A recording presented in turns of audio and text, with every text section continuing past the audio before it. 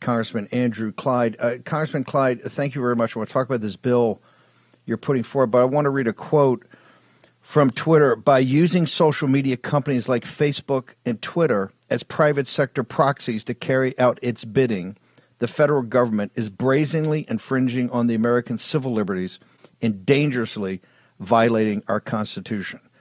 My Free Speech Defense Act ends this injustice. Congressman Clyde, you're from one of the best districts, the 9th District of Georgia, one of the most conservative, not just in Georgia, but the nation. You're a combat veteran, former naval officer. What is driving this? Why are you all over big tech and really working with the federal government to carry out their bidding, sir? Well, thank you, Stephen, for having me. You know, this is a basic constitutional issue here.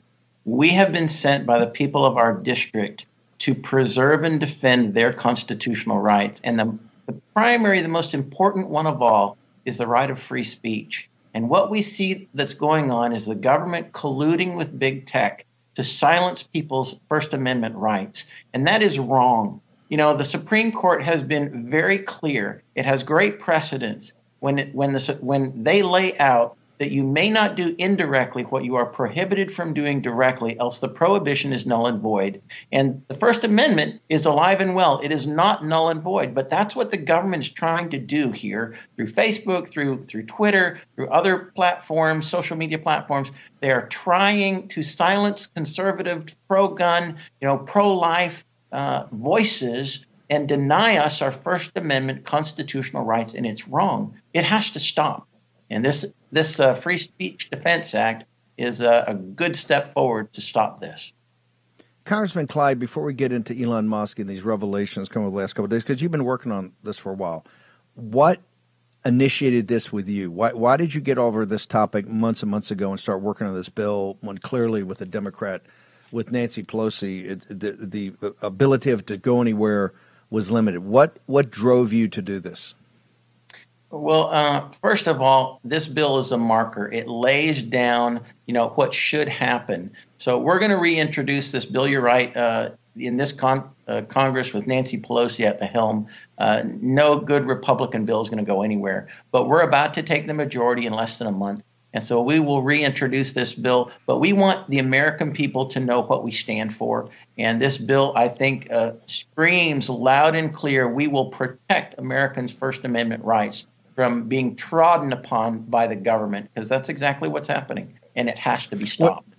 How are they using big tech? How are they colluding with big tech to do indirectly what the Constitution prohibits them from doing directly? What was the collusion? Let's leave Twitter off to the side for a second, but Facebook or others, how are they colluding and becoming basically an arm of the federal government in oppressing or suppressing free speech?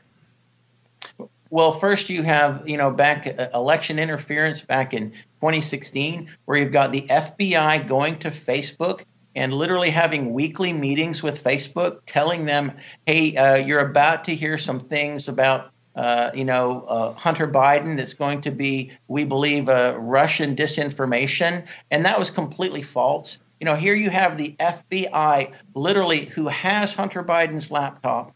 And they have the evidence right there of criminal activity, and they are colluding, in a conspiracy to cover this up and to prevent the American people from seeing this. And the FBI is not even doing their job there. So they are doing their best to cover it up so that they get their preferred candidate, Joe Biden, into the White House.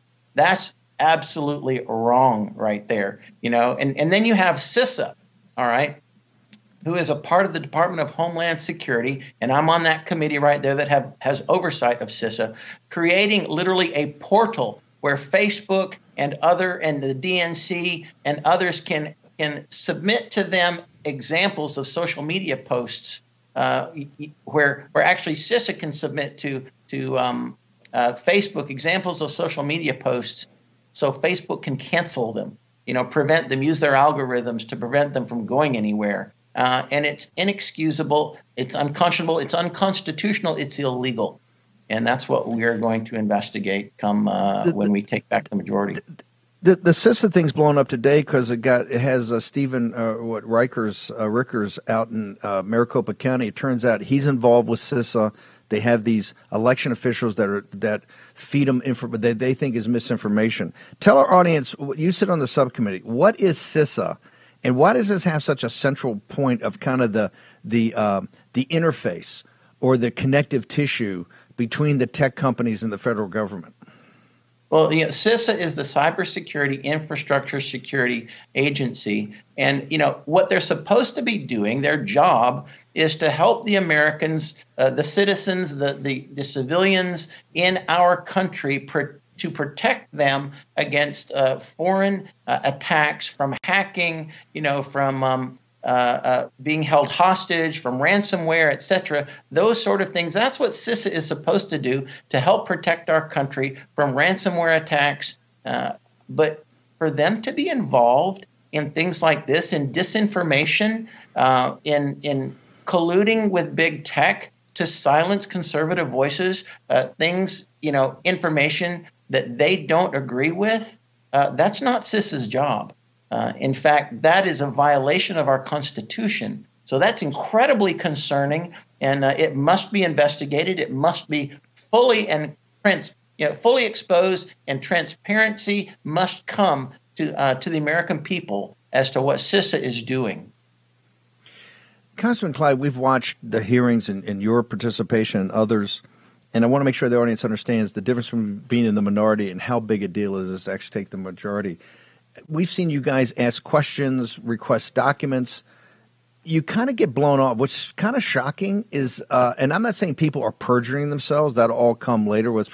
But the congressmen get consistently blown off by these government officials that just don't like the question or don't want to give you any information. Am I too far off base in that?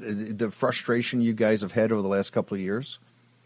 No, you're absolutely right. When we're in the minority, especially when the executive branch, the administration isn't in the other party, then those agencies feel like, they can slow walk the information, they can heavily redact it. They just don't need to really answer the questions that we give them. But in the majority, we have what's called subpoena power. And the subpoena power is the ultimate right there to hold them accountable. They must show up. They must provide us this information. And it's legally required. And so when we're in the majority, we have that, and we are going to use it to its fullest extent. So you've worked on this for a long time. So a lot of people say, hey, this is kind of a Don Quixote, tilting at windmills. This will never happen. Then you had Elon Musk was forced to close in the crime scene that is Twitter.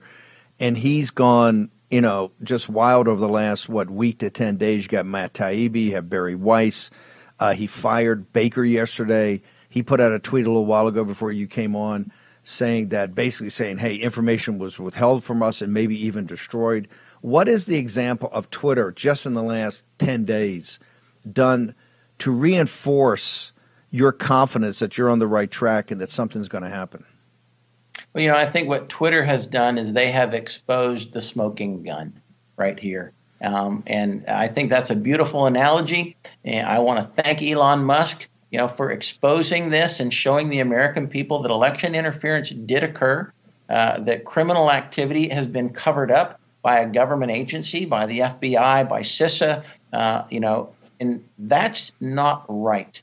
And I'm glad that I'm on oversight, that we can investigate this, expose it, because once it gets exposed, then we can stop it. By the way, oversight, I think yesterday on Newsmax, Congressman Comer said, hey, the bank records are going to show the direct involvement of Joe Biden. I mean, Comer's coming in a little hot, which we love. But we call her Zen Master Jean-Pierre because she's always doing the misdirection jujitsu. She's kind of blowing it off. She's saying Andy Clyde and these guys, it's old news. The Hunter Biden thing's a distraction. The country's got more important things to deal with. He's talking about things that nobody really finds irrelevant. What do you have to say to the White House about this, Congressman Clyde? Well, I think that the young lady needs to get with the program here because what's happening is, and Jamie Comer, our soon-to-be chairman, is spot on when he says that this is really not about Hunter Biden. This is about Joe Biden. And how compromised is the president? You have these Ukrainian, deals, this money laundering, this cash going back and forth in Ukraine from Hunter Biden. And how much is Joe Biden involved? Not is he involved, but how much is he involved? How is he compromised? When the president is compromised, then the United States national security is compromised. Why are we sending billions and billions of dollars to Ukraine? What does Ukraine have on Joe Biden? We're going to find those things out. These bank records that Jamie Comer talked about, they will give us a lot of that information, and we need that information for proper oversight. So I think it's very important, and we're going to execute on it. Congressman, before you got into politics, you were a naval officer, 3 combat tours. You had a security clearance. You were an aviation logistics officer and then went to be a CB. Even at that level, you were a lieutenant like I was when you punched out at your active duty time.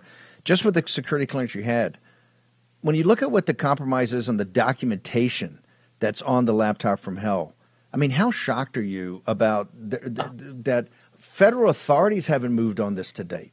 That it's left to Elon Musk and War Room and Miranda Devine at the New York Post and Emma Jo Morris over at Breitbart. How shocked are you, being a guy that had a former security clearance, and what they would have done to you with any compromise, sir? Oh, Stephen, I'd have been buried under the jail, I think, if I'd have done any sort of thing like this. It's absolutely inexcusable what we see, and I believe in protecting our nation. That's why I served. That's why you served, to protect our country, to protect our Constitution. And with a clearance, you fully understand that you don't compromise. You don't allow yourself to be compromised. And that's not what's happened here. Joe Biden, I think, is completely compromised. And we're going to find out the extent to which he is compromised. Clyde, I know you're a combat vet, but tell us about yourself, because this is a pretty big charge to make against a commander-in-chief and a sitting president of the United States, no matter how much War Room in our audience thinks he's illegitimate. He's there. And to say he's compromised is a pretty big charge, because you know where that leads, and I know where these investigations are going to lead. Give us your background. Well, thank you, Steve. I'm a naval officer. Started out 11 years active, 17 reserve as a naval aviation logistics officer, then transitioned into the reserve as a CB, Navy Construction Battalion, and that's where I served my 3 combat tours with the 1st Marine Expeditionary Force and 2nd Marine as well in Iraq and Kuwait. And then, became a small business owner in the reserve as well. And so I'm a gun store owner as well. And, as a Navy officer, you're right. When you throw around terms like, compromised and you have a commander in chief that's compromised, and which compromises our national security of our nation. But we have evidence. We have evidence of that. It's on Hunter Biden's laptop. We have other evidence, through bank records, suspicious activity reports, or SARS. There's 150 of them that has been attributed to the Biden family. So that's very, very concerning, and it's things that we are going to investigate and expose, because we need to know the extent of the corruption and the extent of the compromise. Congressman, people are just now, and this reason we're really thankful you carved some time out for us today, because we're trying to give platforms to people that the nation maybe not know, even the MAGA movement. Congressman Comer is a perfect example yourself. Is oversight have the titanium backbone to really get on top of these things, these egregious things? I mean, you've made your bill, you've made a great point that I haven't heard enough, that the government can't do indirectly what's prohibited from doing directly, right? And in the city, it's too cutesy a term. I hate using the term swamp because it's too cute. The administrative state and its partners now in big business just do it blatantly, right up in your grill. That's why I say it's not a deep state. It's an in-your-face state. And they kind of just go around town. They got the lobbyists. They got the money. They got the best consultants. They paid off every law firm, so you can't even get a law firm because everybody's conflicted out because they're on the payroll. Does oversight, do you believe you and the other men and women that are going to step up here have the titanium steel you're going to need? Because you're going to take incoming like nobody else. Do you have the titanium steel to take these investigations and to use this oversight and to take them to their natural conclusion, sir? Steve, I think we absolutely do. Beyond a shadow of a doubt, I believe we will. Jamie Comer is going to be a great chairman, and I'm going to help him lead in some of these investigations. But we have evidence, hard evidence, not fake evidence like the Democrats claimed on President Trump. We have hard evidence on President Biden and on Hunter Biden, and that extends through the entire Biden crime family. We will investigate these, and we will bring to the American people what we find. We're going to take incoming fire. I get that, but that's all right. I've taken incoming fire before in my life, and I'm okay. That's just part of the job. It's part of what we do, and we're armored up for that too. Before I let you go, Boris Epstein is going to join us here in a sec. He stepped out for a meeting. I really appreciate that. But I got to ask you, Georgia 9th, it represented yesterday. Are the folks in the 9th, where are their heads at on this? Are they going to have your back? Because you are going to take unrelenting incoming, sir. Well, I will tell you, Steve, that Georgia 9 has my back. I love representing that district. They are the most conservative district in all of Georgia, one of the most conservative in the nation. And they love the way I represent them. They're the buckle of the Bible Belt. They love God and guns and liberty, and family is right in there with all of them. And our 9th district believes in our Constitution. It believes that we have to stand and fight. And that's exactly what I'm doing for the 9th district. Congressman, how do people get to your site and find out more about your bill? And how do they follow you on social media, sir?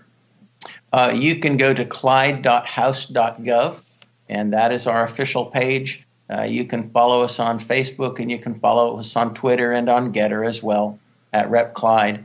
But you certainly can sign up for our newsletter as well. It tells everything that we're doing. That this bill will be specifically highlighted in our next newsletter. So again, just go to clyde.house.gov and sign up there. But we've got tens of thousands of folks already that get it, and they like it too. It's very informative. Congressman, thank you very much. I want everybody, let's get in all our chat rooms, all the live streams. I want everybody to sign up, get to know Congressman Andrew Clyde better. Thank you. Honored to have you on here. Thanks for taking the time, sir. Thank you, Steve. Honored to be on your show.